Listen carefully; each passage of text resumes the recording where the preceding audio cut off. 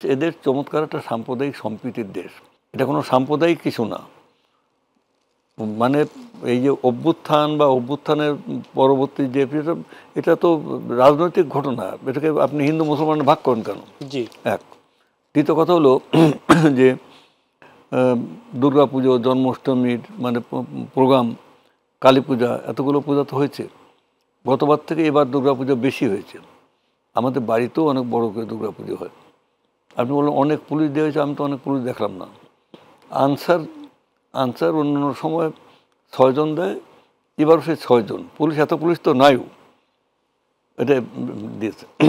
এখন কথা হলো যে 5 তারিখের ঘটনার যে মানে তাৎপর্য, এইটা বিশ্লেষণ না করে, এটা না বুঝিয়ে যত গল্পই আবার তৈরি করুক, এই ন্যারেটিভ তৈরি করা হয়েছে 16 বছর ধরে।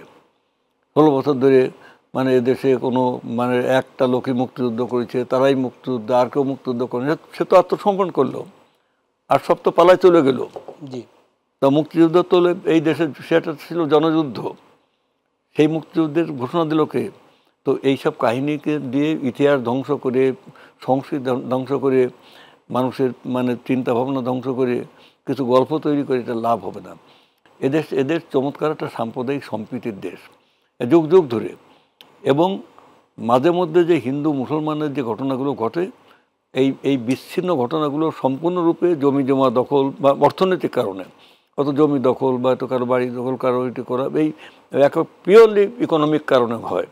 হ্যাঁ, আমাদের পাশের গ্রামে একবার 5 বাড়িতে ডাকাতি হলো। ডাকাত হয়ে 2-3 জন ডাকাত ধরা পড়লো, 2 জন মুসলমান ডাকাত, একজন হিন্দু ডাকাত। আর 5 বাড়ির মধ্যে 2টা হিন্দু বাড়ি আর মানে 3টে হলো মুসলমান বাড়ি। এই হিন্দু বাড়িতে ডাকাত হয়েছে বলে সেই মানে এক দল লোক চলে গেলো, হিন্দু বাড়িতে ডাকাত হয়েছে। তাহলে মুসলমান বাড়িতে ডাকাত হলো, সেটা ডাকাতে না? আর হিন্দু ডাকাত যখন ধরা পড়লো, তাহলে এই যে একজাত শ্রেণীর লোকগুলো, এরা এই বাংলাদেশের মানে মানুষকে ভাগ করতে চায় এবং এই ভাগ করে ফয়দা নিতে চায়। কিন্তু এই ফয়দা নেওয়াটা যে কোনো কাজে লাগে নাই, সেটা তো 5 তারিখে প্রমাণিত হলো। যে 5 তারিখে তো প্রমাণিত হলো যে এই যে অসার গল্প, এই যে এতদিন ধরে যে ইতিহাস তৈরি করলাম, যে কারোর নাম মুছে ফেলে দিয়ে, কারোর নাম মানে মাথায় দিয়ে, সেগুলো তো সব ভেঙে খান খান হয়ে গেল।